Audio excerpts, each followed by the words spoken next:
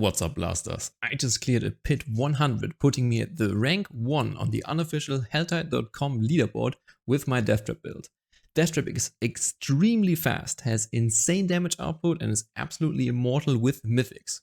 It can kill T4 bosses instantly, fly through the pit, and it is also amazing to farm Undercity, Helltides, or the Infernal Hordes. I'm Mippy, I'm the rogue class lead on maxroll, and in this video, I'll explain my build to you in detail. Let's get into it.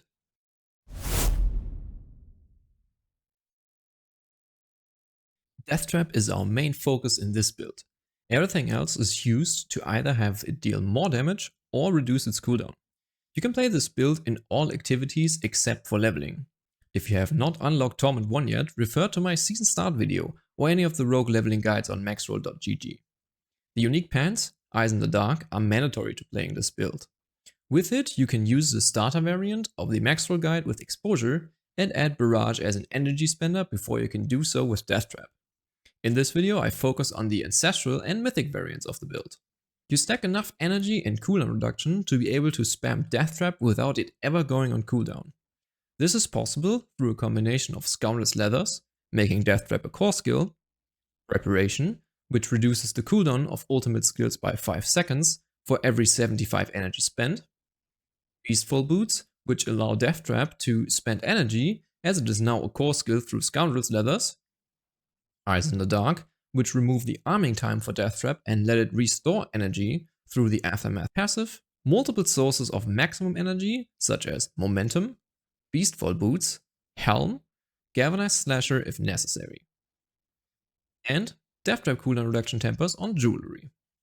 Refer to this chart to see how much energy and Death Trap cooldown you need to reach the given breakpoints. To reach 275 energy, which is the breakpoint for Banished Lord's Talisman, you need plus 86 energy from gear or aspects. The rest comes from the Momentum key passive and an Elixir of Resourcefulness. Caltrops is used on elites and bosses for more damage.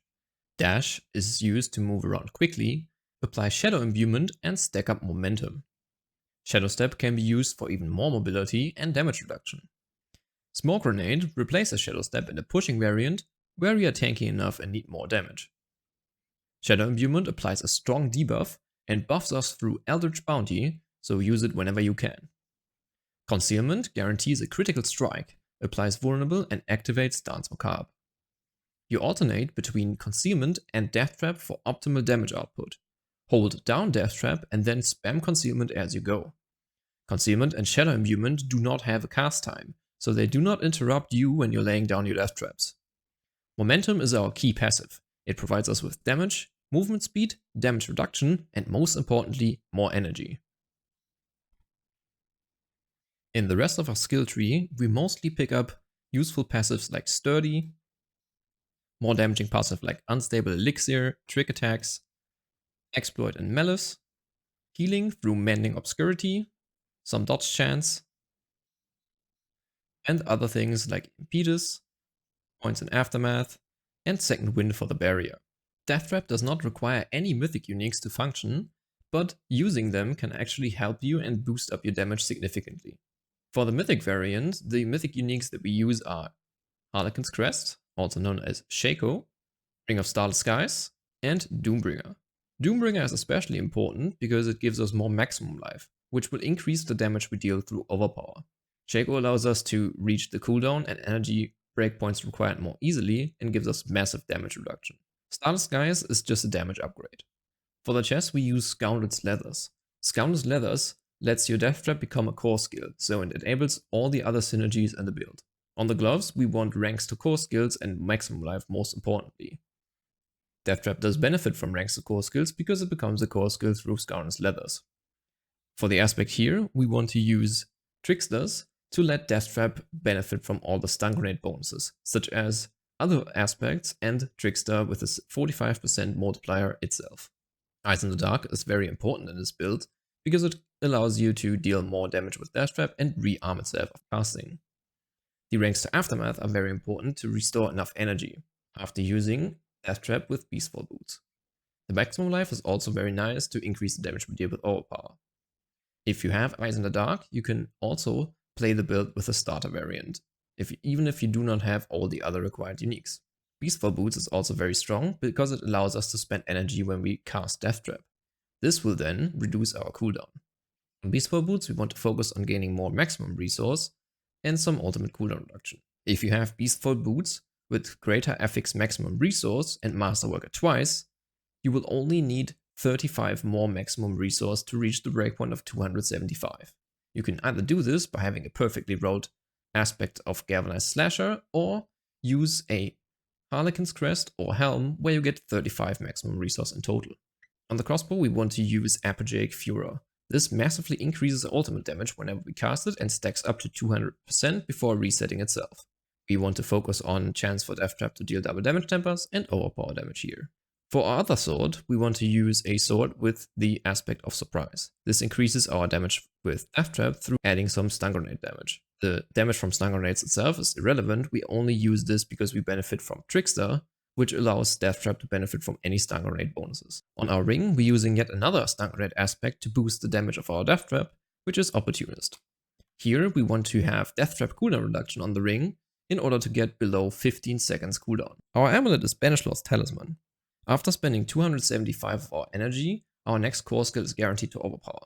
With Scoundrel's Leather making Death Trap a core skill, this benefits from it. In addition to that, whenever we critically strike, our overpower deals increased damage. Concealment guarantees us to critically strike, so this is very strong. On Banishlord's Talisman, we want to primarily focus on getting more maximum life. If you do not have the required mythic uniques, here are some good substitutes. You can use a regular helmet with the Umbrous aspect with maximum resource and some cooldown reduction on it.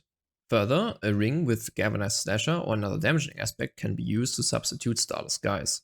If you do not have Doombringer, just use a regular sword similar to the other one. For our runes, we want to use Zan Xel to gain more maximum life after casting ultimate skills. For our second rune word, we want to use Pok Jar.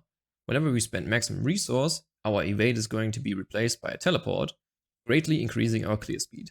For our mercenaries, we use Rahir and Variana. Rahir is used with Shield Charge to get some Fortify, which will increase our overpower damage, and Provoke to grant damage reduction and also more damage for taunted enemies. Variana is used to increase our attack speed through Bloodthirst whenever we cast Death Trap. For our boss powers, we want to use Beast in the Ice as our main power to freeze enemies and let us benefit from Frigid Finesse, Cinerate Flames, Harbinger's Hatred Volley, and Outlaw Sharpshooter for more damage as modifiers. If you need more cooldown reduction for your Death Trap to hit a certain breakpoint, you can also use Ubervar's Lock Bombs as main power because it gives more cooldown reduction. On the starting board of our Paragon, we want to slot in Versatility, which will increase our damage with Death Trap, even though it is now a core skill with Scoundrel's Leathers. Then we want to pick up Eldritch Bounty, which will increase our damage after we use an imbued skill, and that happens whenever we hit an enemy with a Shadow Imbued Dash or Shadow Step. On this board, we're going to use Headhunter for more damage. As our third board, we want to use Dance Macabre to increase our damage whenever we cast a Mobility or Subterfuge skill. As we alternate between Concealment and Death Trap for optimal damage output, this is very beneficial to our damage. On Dance Macabre, we use Kenny because Kenny gives us more damage with non-physical attacks, which Death Trap is. As our fourth board, we use Deadly Ambush for increased critical strike damage with trap skills. As we always critically strike through Concealment, this is an insane damage boost. And we also use the Explosive Glyph, which further increases our Death Trap damage and grant us damage reduction. Explosive benefits stun grenades, but because we use the Trickster aspect, it actually increases our Death Trap damage as well. As our final board, we're going to use No Witnesses, which increase our damage after using ultimate skills. We also socket an Ambush for more damage with traps. On our Paragon board itself, we try to pick up as much maximum life as we can through nodes to boost up our overpower damage. Here are some common issues that you can face while playing the build. It might feel clunky at the beginning because you do not have enough energy or not enough cooldown reduction for Death Trap. Remember to refer to the energy and cooldown reduction chart, and you might also be missing some unique items which will make the build feel clunky to play. If you are missing some of the uniques but you have Eyes in the Dark at least, make sure to refer to the T1 starter variant in the written maxroll guide to help you out. Alright blasters, that's it for this video. If you enjoyed it, I'd appreciate it if you subscribe and leave a comment and a like. And you can find me live on twitch.tv/Mippy. Feel free to drop in and ask any questions that you have. As always, keep blasting, Mippy out.